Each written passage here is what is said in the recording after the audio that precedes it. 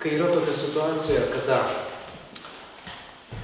moteris atsisako būti mamytė poroj ir jinai nusiema dalį naštos ir atsakomybės ir palieka erdvę vyrui, įvyksta du dalykai.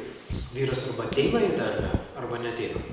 Nes kai moteris pakeičia labai stipriai savo mamos scenarijų į partnerės scenarijų, tai, kad įvyktų magija, reikalinga, kad ateitų į tą erdvę abu pasislinktų.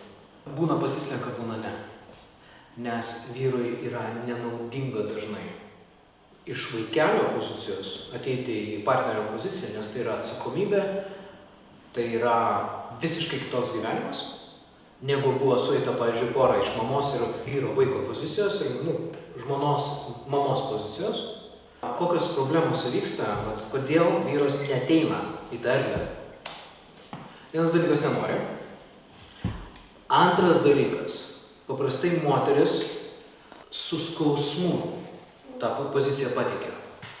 Aš išeinu, aš pasitraukiu. Ir tai kartais skamba vyrui kaip eik velniop, aš tavęs nebemylėsiu. Ir tai gali sukelti avariją.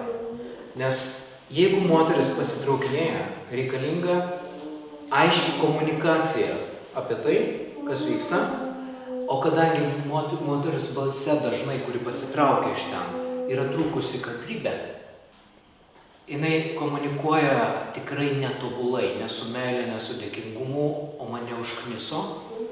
O kai aš komunikuoju mane užkniso, vyrui tai reiškia, aš užknisau.